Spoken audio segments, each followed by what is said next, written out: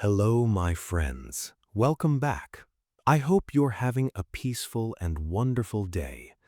Today, I want to share with you a very special story. A story about a queen who lived over 2,000 years ago. This is the story of Cleopatra, one of the most famous women in history. Her life was full of love, power, danger, and incredible challenges. She was not only known for her beauty, but also for her intelligence, her determination, and her incredible ability to survive and thrive in a world full of powerful men. Imagine living in a beautiful palace by the sea. Imagine meeting the most powerful men in the world, having control over a rich and ancient kingdom, and making important decisions that could change the course of history. Well, Cleopatra did all of this and more. Her story is not just about a queen. It's about a woman who fought for what she believed in, a woman who used her mind and her heart to achieve greatness. If you enjoy learning English through fascinating stories like this, please subscribe to our channel, Slow Story English. Your support helps us bring more inspiring stories to help you with your English journey. And now, let's dive into the incredible story of Cleopatra. The birth of Cleopatra. Cleopatra was born in the year 69 BC in the great city of Alexandria, which was located in Egypt. Alexandria was a city like no other. It was by the sea, filled with tall buildings, beautiful gardens, and huge libraries. The most famous library of that time was in Alexandria, and it was home to many books, scrolls, and knowledge from all over the world. People from different countries, cultures, and religions came to Alexandria to learn and share their knowledge. Cleopatra was born into the Ptolemaic dynasty, a Greek family that ruled Egypt for nearly 300 years. Her father was Ptolemy XII, the king of Egypt. However, Cleopatra's family was not Egyptian, they were Greek. They came to Egypt many years before Cleopatra's birth, but despite their foreign background, they ruled Egypt as pharaohs. Cleopatra's family had a strong connection to Egypt, but they also struggled to maintain their power.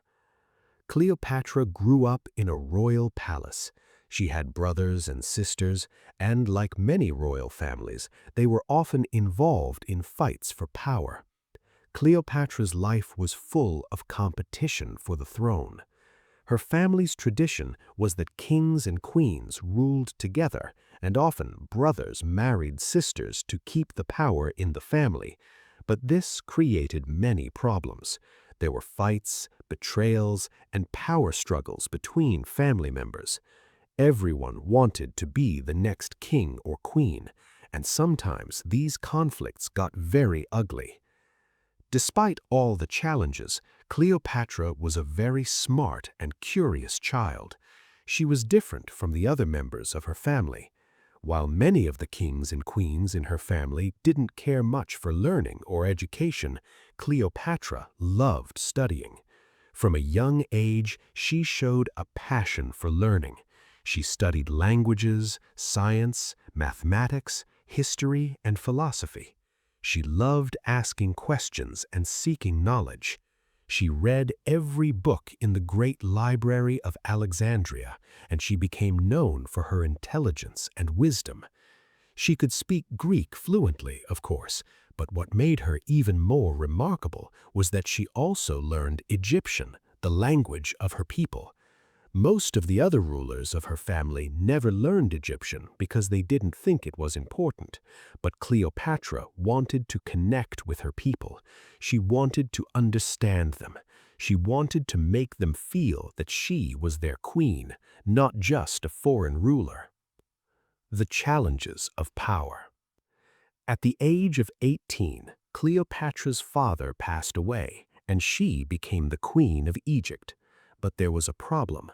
According to tradition, Cleopatra had to share the throne with her younger brother, Ptolemy XIII, who was only 10 years old at the time. But Cleopatra did not want to share her power with a child. She was strong and intelligent, and she wanted to rule Egypt alone. At first, things seemed to go well, but slowly, Cleopatra's brother's advisors began to work against her. They did not want a strong queen, they wanted her brother to be the real king. Cleopatra was pushed aside, and after 3 years of struggle, she was forced to leave Egypt. She was 21 years old, and she had lost everything. She went into exile in Syria. But Cleopatra did not give up. She was not one to sit back and cry. Instead, she started making plans to take back her throne. She knew that to win back Egypt, she needed more than just a good plan. She needed soldiers, she needed money, and most importantly, she needed help. Cleopatra began to speak with local leaders and make alliances. She promised them things in exchange for their support. Soon she had an army, and she was ready to fight for her throne. A chance meeting with Julius Caesar. While Cleopatra was in Syria, something very important happened. A Roman general named Julius Caesar came to Egypt. He was one of the most powerful men in the world, and he was looking for his enemy Pompey, who had escaped to Egypt. When Pompey arrived in Egypt, Cleopatra's brother's advisors killed him, thinking that this would make Caesar happy. But they were wrong. Caesar was angry when he learned about Pompey's death. He did not like the way Pompey had been killed. It was not honorable. Caesar arrived in Alexandria a few days later, and Cleopatra saw this as her chance. She had to meet him, and she had to speak to him. But there was a big problem. Cleopatra's brother and his advisors controlled Alexandria, and if Cleopatra tried to enter the city, they would kill her. So, Cleopatra needed a clever plan. And Cleopatra was very clever. She came up with an idea that would change everything. One night, a small boat came to Caesar's palace. A man carrying a large carpet told the guards that he had a gift for Caesar. The guards let him in, and when the carpet was unrolled, out came Cleopatra. She had hidden inside the carpet and snuck into Caesar's room.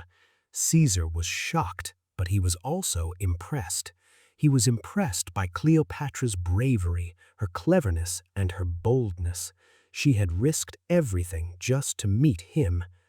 The power of Cleopatra's charm. When Cleopatra met Caesar, she did not just speak to him in the traditional way. She spoke in Latin, which was impressive for a woman from Egypt.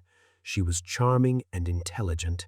She told Caesar about the troubles Egypt was facing and explained how her brother's advisors were ruining the country. She said that she should be the queen again, not her brother. Caesar, who was 52 years old, listened carefully to the young queen. They talked for hours. Caesar was already a powerful man, but Cleopatra had the ability to make him see the world through her eyes. They became close, and some say they even fell in love. Other people believe that Cleopatra saw Caesar as a way to regain her throne, but whatever the case may be, Caesar promised to help her. He said that Cleopatra would be queen again, but her brother's advisors would have to accept it. However, her brother's advisors did not accept Caesar's decision, and they started a war. They attacked Cleopatra's palace, and Caesar and Cleopatra were trapped inside. The war and the victory. The war lasted for months, and it was very dangerous. Cleopatra and Caesar were trapped in Alexandria, and they had only a small number of Roman soldiers to defend them. But just when it seemed like things were hopeless, more Roman soldiers arrived. They fought hard and defeated Cleopatra's enemies. Cleopatra's brothers' advisors were defeated, and Cleopatra was restored to her throne. Egypt was hers once again. Cleopatra's victory was not just about winning her throne back. It was about her determination, her cleverness, and her ability to use her mind to achieve what she wanted. Caesar had helped her, but it was Cleopatra's own spirit and drive that had brought her back to power. A new chapter with Caesar. After Cleopatra became queen again, Caesar and Cleopatra spent more time together. They traveled along the Nile River, visiting the pyramids and discussing science, history, and philosophy. Soon, Cleopatra became pregnant with Caesar's child. When her son was born, she named him Caesarion, meaning Little Caesar. Cleopatra's relationship with Caesar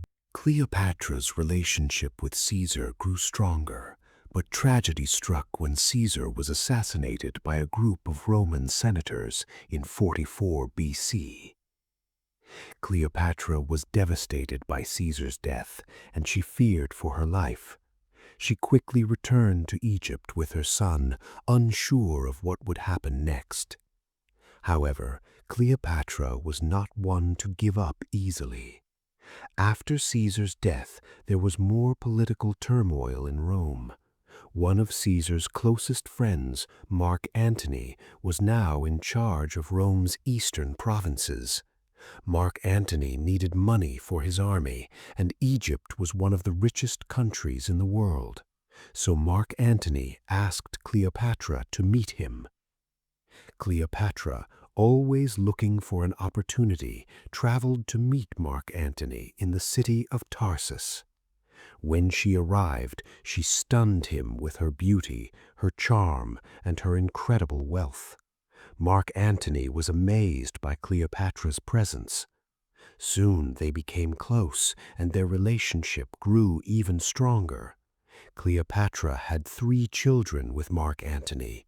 However, their relationship angered Octavian, who was in charge of Rome's western provinces.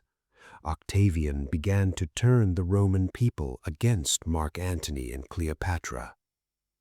The final war and the end. In 31 BC, Mark Antony and Cleopatra faced Octavian in the Battle of Actium.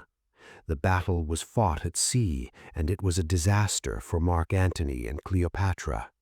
Cleopatra's ships fled from the battle, and Mark Antony followed her. His fleet was left behind. Many of his soldiers felt betrayed, and they surrendered to Octavian. Mark Antony and Cleopatra returned to Egypt, knowing that Octavian's army was coming. They tried to find allies, but no one was willing to help them. A year later, Octavian's army arrived in Egypt, and Mark Antony lost another battle. Mark Antony, heartbroken and devastated, believed Cleopatra was dead. In his sorrow, he took his own life. But Cleopatra was still alive. She rushed to Mark Antony's side as he lay dying in her arms. Now Cleopatra was alone. Octavian captured her and treated her as a prisoner. She knew that he would take her to Rome, where she would be paraded in front of the people, humiliated as a prisoner. She could not accept this. On August 12, 30 BC, Cleopatra took her own life. Some say she was bitten by a snake, others say she used poison. But one thing is certain: Cleopatra chose to end her life on her own terms. Cleopatra's legacy. With Cleopatra's death, Egypt ceased to exist as an independent kingdom. It became part of the Roman Empire. Cleopatra remains a legend. She is remembered as one of the most intelligent, brave, and powerful women in history. She used her mind to achieve what others thought was impossible. She fought for her country, and even though she made mistakes, she never gave up. When we learn English, we are doing something similar to Cleopatra's journey. We are opening new doors for ourselves. We are making ourselves stronger and wiser with every new word we learn. Thank you for listening to this story today. I hope it has helped you with your English learning. If you liked this story, please like it. And if you want to hear more stories like this, please subscribe to our channel. Your support helps us create more content to help you on your English learning journey.